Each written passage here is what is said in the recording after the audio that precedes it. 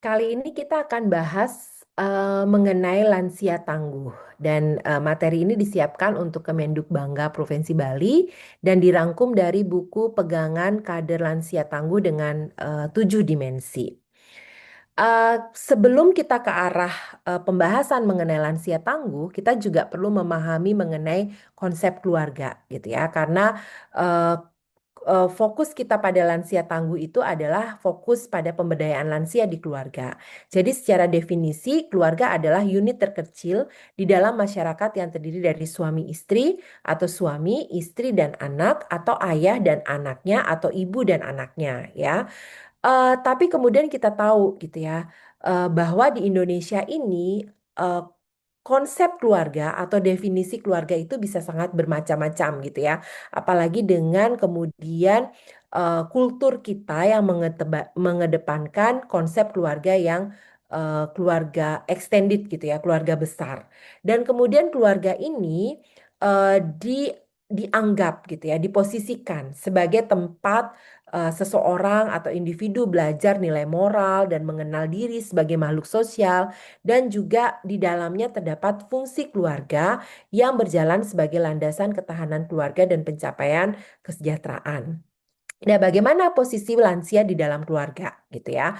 Lansia adalah seseorang yang berusia 60 tahun ke atas. Ini diambil dari cakupan di Undang-Undang Nomor 13 Tahun 98, dan di dalamnya terdapat 3 klasifikasi gitu ya. Lansia muda yang usianya antara 60 sampai 70, lansia dewasa di bawah 80 tahun ya. Kemudian jadi range-nya antara 70 sampai 80, dan lansia paripurna lebih atau sama dengan 80 tahun. Ini adalah tren rumah tangga di Indonesia yang saya ambil dari statistik lanjut usia, eh, em, di mana kalau kita lihat sebagian besar dari lansia di Indonesia itu tinggal dalam keluarga 3 generasi atau bersama dengan keluarga intinya gitu ya. Itu yang sebagian besar. Dan apa yang kemudian kalau kita lihat di sini ya, 3 generasi itu biasanya terdiri dari kakek, nenek, terus anak yang usianya sudah dewasa, dan juga cucu gitu ya, yang persentasenya paling dominan atau mayoritas di Indonesia gitu. Nah, sebetulnya tinggal bersama keluarga gitu ya, dari hasil penelitian yang dilakukan itu punya keunggulan gitu ya, dampak yang positif gitu terhadap lansia gitu. Tapi bisa juga gitu ya, pada kondisi tertentu itu menghadirkan konflik dan juga ketergantungan gitu ya. Misalnya dari beberapa hasil penelitian, ya tinggal bersama dengan keluarga itu merepresentasikan keguyupan antar anggota keluarga. Tapi kemudian di sisi lain tinggal bersama itu juga sangat rentan terhadap konflik gitu ya. Di satu sisi tinggal bersama itu memunculkan sumber dukungan gitu ya kepada lansia. Tapi di satu sisi beberapa lansia yang masih pengen aktif, produktif gitu ya, kemudian pengen didengar gitu, di sisi lain juga menjadi sangat terbatas gitu ya. Mereka merasa tergantung dan terbatas terhadap kemandirian gitu, terutama pada generasi usia produktif gitu. Nah, ini tren rumah tangga lansia di Indonesia.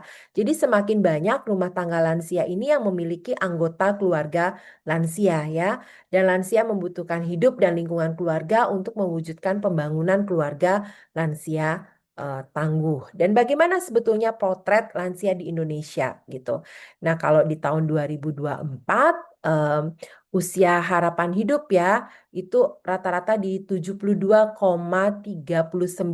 tahun, dan proporsi lanjut usia di Indonesia itu adalah 12 persen gitu ya, itu persentase lansia di Indonesia gitu.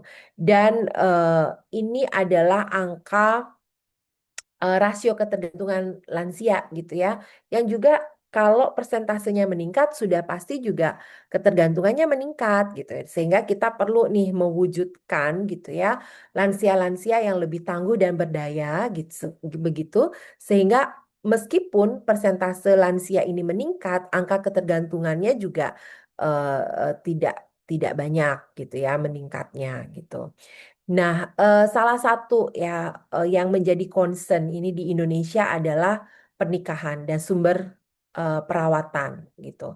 Jadi kalau kita lihat lansia-lansia yang eh, eh, cerai gitu ya, cerai mati maupun cerai hidup gitu, lebih banyak proporsinya pada lansia perempuan gitu, sehingga lansia perempuan itu diposisikan sebagai kelompok yang rentan gitu ya, dan kemudian membutuhkan pertolongan gitu. Biasanya mereka juga hidup dalam kondisi sosial ekonomi yang lebih rendah gitu ya dibandingkan dengan lansia yang menikah maupun lansia yang duda gitu, sehingga ini menjadi PR kita bersama untuk mengatasi angka ketergantungan hidup pada lansia gitu.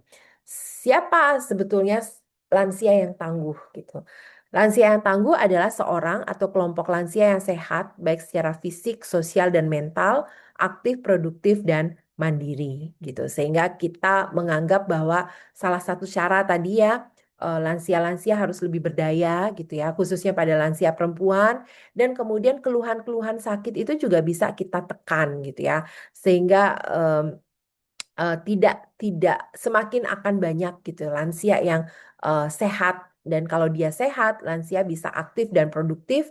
Ketika lansia sehat itu juga lansia tidak membutuhkan pendampingan yang sifatnya perawatan jangka panjang gitu ya, sehingga mereka bisa jauh hidup eh, lebih mandiri daripada generasi lansia sebelumnya gitu.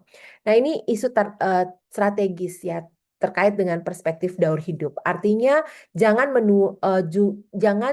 tunggu menua atau lansia untuk kita berpikir dengan tentang lansia tangguh gitu ya. Lansia tangguh ini sebetulnya sesuatu yang sudah kita pupuk gitu dari sejak kita menikah, terus nanti hamil, punya anak, terus kemudian tingkat pendidikannya juga diperhatikan gitu ya. Angkatan kerjanya juga lansia itu produktif atau individu-individu semua produktif. Nah, sehingga kalau eh, kesehatan itu sudah dipupuk sejak dini, gitu. Pendidikan itu juga sudah dipupuk sejak dini, dan orang-orang dengan pendidikan itu bisa membuka peluang kerja atau kemudian bisa bertahan di pangsa tenaga kerja, maka ketika lansia kita merasa kita sudah aman gitu ya, baik secara kesehatan, secara finansial, secara pendidikan maupun juga kehidupan sosial ekonomi yang lainnya. Sehingga program pembangunan lansia itu harus terintegrasi gitu ya dengan program-program yang lainnya, terutama dalam program pembangunan keluarga untuk menciptakan ketahanan dan kesejahteraan keluarga. Berikut adalah 8 fungsi keluarga ya. Keluarga memiliki fungsi agama, sosial budaya, cinta kasih, perlindungan, fungsi reproduktif, fungsi sosial pendidikan, ekonomi dan juga pemeliharaan lingkungan. Dan program pembangunan lansia tangguh itu bertujuan meningkatkan kualitas lansia, pemberdayaan keluarga yang rentan, dan lansia mampu berperan di dalam keluarga. Tujuan dari pembangunan lansia tangguh ini sebetulnya sudah dipayungi gitu ya oleh kebijakan-kebijakan terkait dengan kemitraan, penguatan komitmen pengelola dan pelaksana, pemberdayaan keluarga dan pembinaan lansia tangguh, serta upaya-upaya atau kebijakan-kebijakan yang berusaha untuk meningkatkan akses dan kualitas pelayanan gitu. Strateginya seperti apa nih untuk mewujudkan lansia tangguh gitu ya? Dari kemitraan ini ya, kita perlu mitra-mitra yang peduli dan punya peran gitu ya. Eh, Perlu advokasi terus-menerus, sosialisasi terus-menerus tentang konsep ini gitu ya. Perlu dukungan operasional untuk keberlangsungan program dan pemberdayaan keluarga dengan lansia. Jadi artinya strategi ini harus berada di tataran mikro gitu ya, keluarga maupun makro gitu ya, yang mengaktifkan peran serta mitra advokasi dan sosialisasi secara berkesinambungan. Lalu bagaimana peran lansia tangguh dalam membangun pembangunan keluarga? Ya, lansia tangguh, lansia bisa menjadi motivator, memfasilitasi grandparenting, dan juga mengembangkan ekonomi produktif gitu di dalam skup atau lingkup keluarga. Konsep penuaan itu harus dipahami sebagai tidak hanya fisik saja gitu ya, tapi seseorang juga menua secara psikososial dan juga secara spiritual. Untuk itulah kemudian 7 dimensi lansia tangguh itu tidak hanya fokusnya ke hal-hal fisik saja gitu ya, tapi juga eh, perlu memahami adanya konsep penuaan secara psikologis, emosional gitu ya, atau kemudian secara vokasional, sosial dan kemasyarakatan yang lainnya gitu. Gambar ini menunjukkan gitu bagaimana 7 dimensi lansia tangguh ini berinteraksi dengan 8 fungsi keluarga. Misalnya fungsi agama gitu ya, itu disupport dengan dimensi spiritualitas dari lansia tangguh. Fungsi cinta kasih gitu ya, menyasar dimensi emosional dari lansia tangguh. Fungsi sosial budaya berkaitan dengan dimensi sosial kemasyarakatan. Fungsi perlindungan juga berkaitan dengan dimensi sosial kemasyarakatan. Fungsi ekonomi dengan dimensi profesional vokasional. Fungsi reproduktif dengan dimensi fisik. Fungsi sosialisasi pendidikan dengan dimensi intelektual, dan fungsi lingkungan dan dimensi lingkungan gitu. Sehingga program-program yang mensupport lansia tangguh ini perlu menyasar gitu ya, 7 dimensi dan juga 8 fungsi keluarga. Nah, ini salah satunya ya.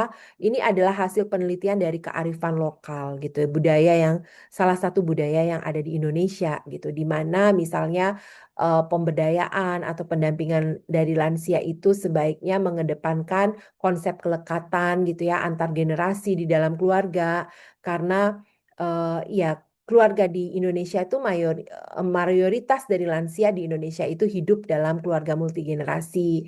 Terus kemudian disesuaikan dengan kebutuhan dari lansia. Mereka butuhnya apa ini gitu ya. Dimensi agamanya kah, spiritual gitu ya, atau dimensi emosionalnya, dimensi vokasionalnya bagi mereka yang masih ingin mendapatkan pendapatan secara produktif misalnya, sehingga mereka diajarkan kewirausahaan dan lain-lain pasca dari pensiun gitu. Dan harmoni gitu ya. Jadi kalau tinggal bersama sebaiknya mendatangkan harmoni dan kemudian tetap mensupport kemandirian dari lansia gitu ya. Dan solid ya, konsep solid ini sejalan dengan konsep tadi ya, kemitraan gitu.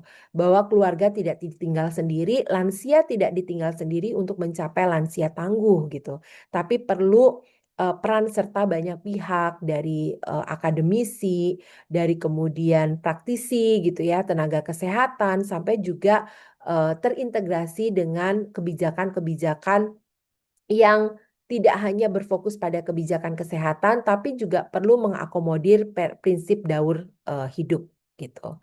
Nah, ini adalah titah lansia tangguh gitu. Jadi kalau ingin menjadi lansia yang tangguh, Anda harus eh, simpan gitu ya dalam hati dan pikiran selalu bahwa sebagai lansia saya percaya bahwa lansia tangguh itu dapat diwujudkan. Jadi rasa percaya diri bahwa saya bisa menjadi lansia tangguh itu perlu dikembangkan, dan kemudian untuk mengembangkan untuk menjadi lansia tangguh saya mampu berperilaku hidup sehat baik fisik, mental dan sosial. Dan saya adalah lansia mandiri, sehingga sebagai lansia mandiri, saya akan berusaha menjadi lansia yang tangguh. Selamat menjadi lansia yang tangguh, dan untuk para kader, selamat untuk mendampingi lansia-lansia kita menjadi lansia dengan kondisi yang lebih baik di masa depan kita. Terima kasih.